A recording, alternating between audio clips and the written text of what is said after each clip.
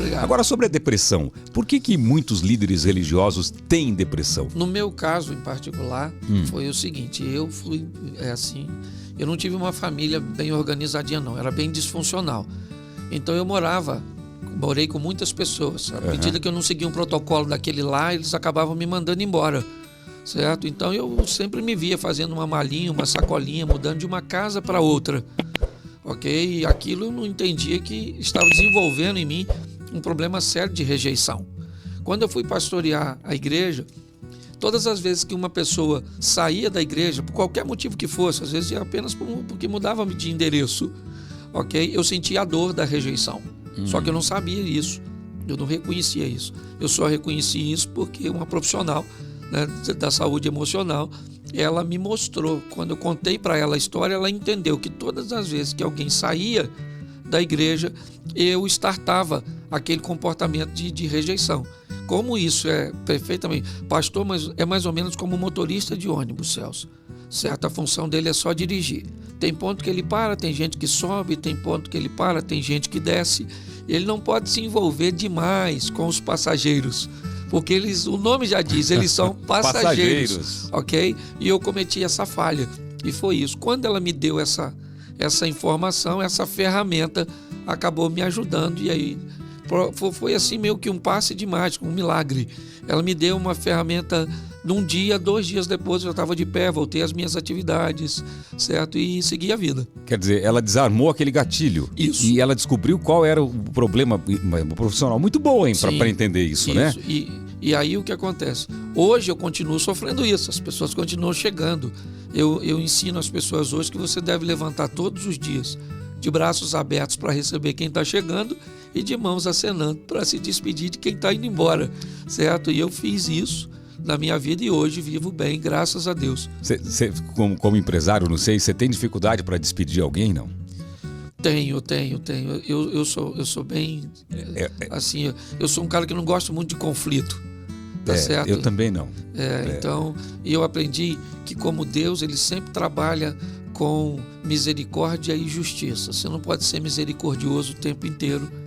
Tem que ser justo, não é isso? É mais ou menos. Tem hora que você tem que exercer misericórdia e não justiça.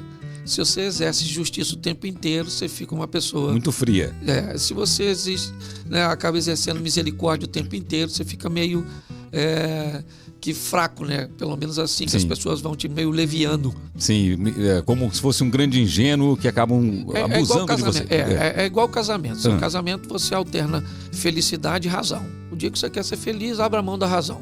O dia que você quiser ter razão, abra a mão da felicidade. Ser um pouco surdo também resolve, não? Então, mas o dia da surdez é o dia da felicidade. Aí as pessoas, o que eu levantei hoje? Eu quero ser feliz. Então todo mundo te faz de bobo. Hoje eu quero ter razão, então não brinca comigo. A gente vai falar bastante sobre o casamento, porque é um assunto bastante interessante, né? Mas ainda na depressão, quando começou a dar aquela afundada, porque a gente vê, em algumas igrejas, você vai ser curado, tenha fé, que Jesus vai curar você da depressão. Quando pega um líder religioso, eu fico imaginando que certamente já ficou de joelho muitas vezes pedindo para Deus para ser curado e para tirar aquela coisa ruim dentro de você. Você chegou nesse ponto, não chegou, pastor?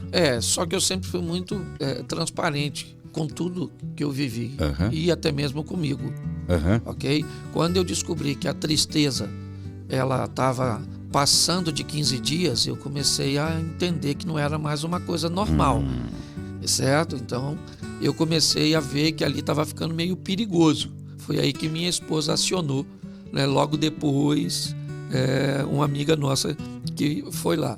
Mas eu nunca tive problema com isso, porque eu sempre fui muito transparente no altar da minha igreja. Sim.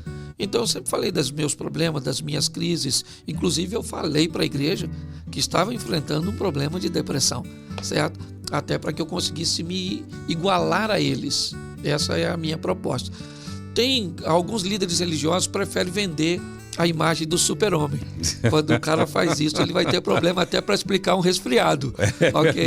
Mas como você acaba tratando, né, um ambiente bem humano, né, uma coisa bem nivelada, então, aliás, eu recebi muitas solicitações e pedido de ajuda porque eu venci a depressão. É interessante, isso é importante. Tem muita gente que acha que só está triste e não sabe que está entrando numa depressão profunda, né? Sim, tem que ter cuidado com o tempo que essa tristeza vai durar, ok? Então o tempo é um funcionário de Deus para aplacar essas coisas mais duras. Então quando isso começa a se estender por muito tempo, é melhor você acender uma luz aí de alerta. De alerta.